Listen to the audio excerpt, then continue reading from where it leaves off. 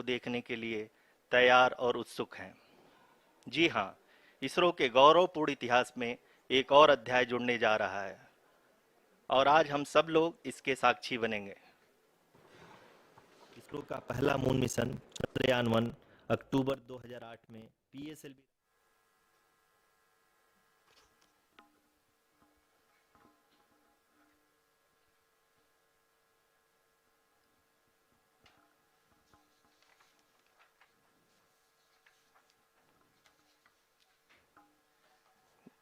धन्यवाद आरुषि।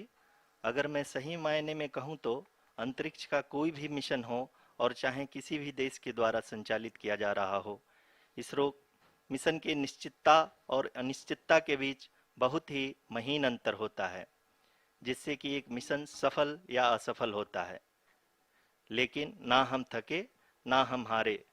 हमने पिछली कमियों को सुधारते हुए आज पूरी तरह से आश्वस्त किया है कि लैंडर मॉड्यूल निश्चित तौर पे चंद्रमा के सतह पर सेफ और सॉफ्ट लैंडिंग करेगा।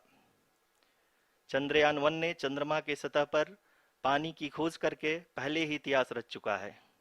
यही कारण है कि आजकल विश्व के तमाम अंतरिक्ष वैज्ञानिक और स्पेस एजेंसियां चंद्रमा को और करीब से जानने के लिए उत्सुक दिख रही हैं।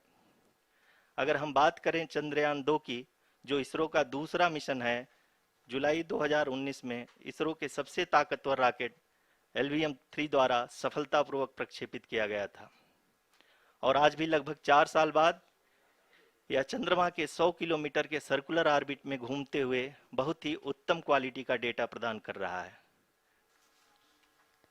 अभी आपने मिश्रा जी के द्वारा सुना इसरो के अब तक के लूनार मिशंस का विवरण। अब चलते हैं towards Chandrayaan 3, the follow-up mission of Chandrayaan 2, which has been designed to accomplish our mission goals. The primary objective of Chandrayaan 3 mission is the demonstration of safe and soft landing on the lunar surface. जी हाँ, translunar injection किसी भी interplanetary mission के लिए बहुत ही आवश्यक परंतु कठिन operation होता है।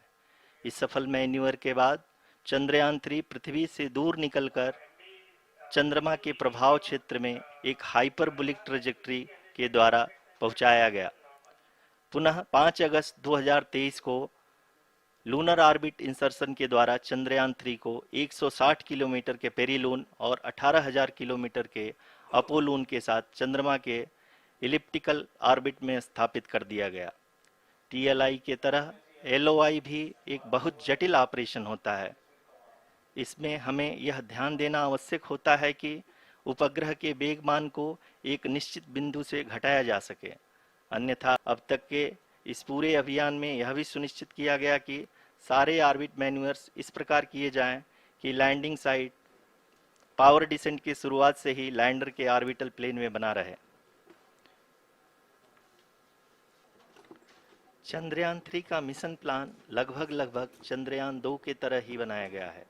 यहाँ यह भी सुनिश्चित किया गया है कि चंद्रयान 3 को रॉकेट से अलग होने से लेकर के चंद्रमा के निकटतम कक्षा में स्थापित होने तक सारी गतिविधियां चंद्रयान 2 के तरह ही हों।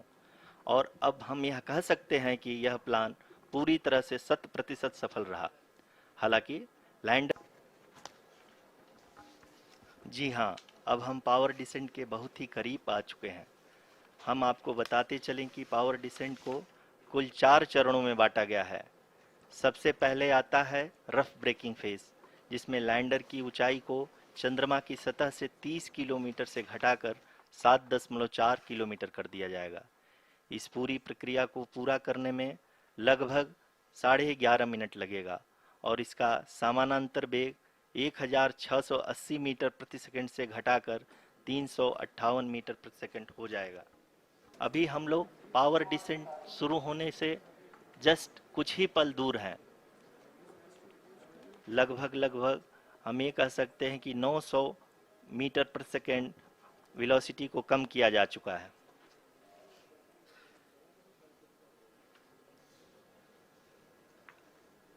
The whole phase is being driven by the autonomous landing sequencer and there is no intervention from ground.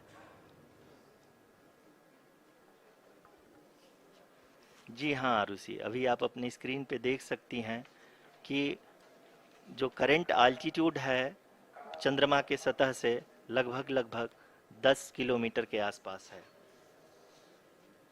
जी हाँ, हमारे प्रधानमंत्री जी श्री नरेंद्र मोदी जी हम सभी का उत्साहवर्धन करने के लिए दक्षिणी अफ्रीका के जोहानसबर्ग से जुड़ गए हैं।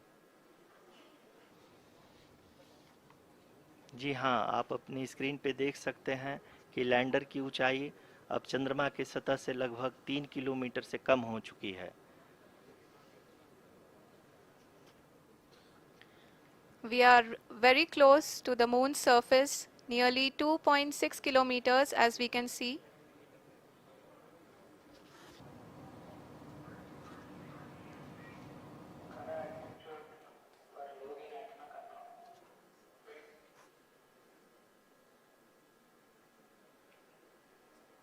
जी हाँ, अभी आप देख सकते हैं कि लैंडर की ऊंचाई लगभग 1 किलोमीटर के आसपास है।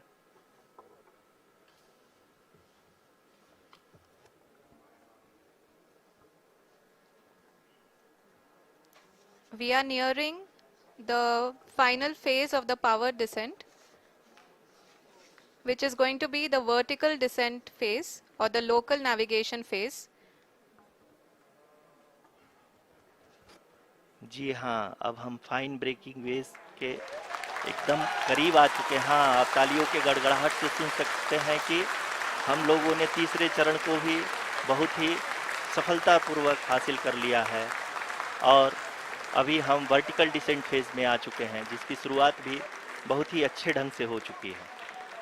आप अपने स्क्रीन पे देख सकते हैं कि लैंडर का हाइट लगातार कम होता जा रहा है। इस समय हम लैंडिंग साइट के जस्ट ऊपर हैं और इस समय इसकी ऊंचाई लगभग 600 मीटर के आसपास है। इस फेज के दौरान लगभग 150 मीटर के ऊंचाई पे पहुंचने के बाद लैंडर अगेन लगभग 20 से 22 सेकंड के लिए हॉवरिंग करेगा। स्क्रीन पे देख सकते हैं ये जो पथ निर्धारित किया गया है, लैंडर पूरी तरह से उसी को ही फॉलो कर रहा है।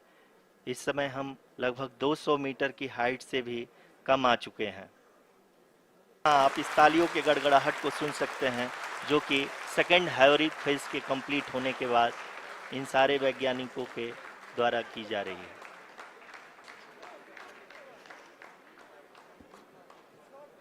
जी हाँ, आप अगर फिर से ध्यान से देखें तो एल्टीट्यूड पुनः कम होता जा रहा है। अभी हम लोग लगभग 135 मीटर की ऊंचाई पे हैं। धीरे लैंडर की वेगमान को कम किया जा रहा है और हम अब लगभग 50 मीटर से भी कम आ चुके हैं।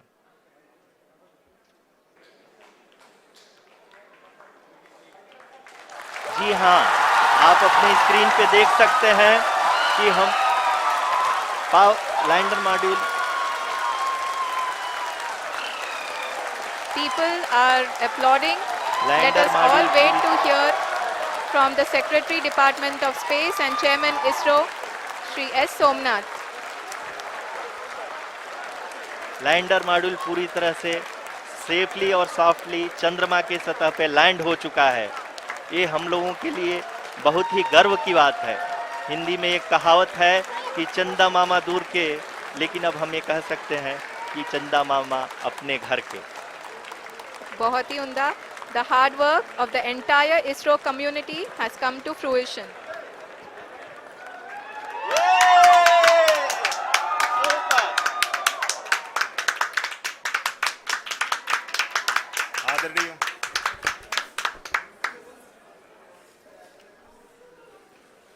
आदरणीय प्रधानमंत्री जी, नमस्कार. Sir, we have achieved soft landing on the moon. India is on the moon.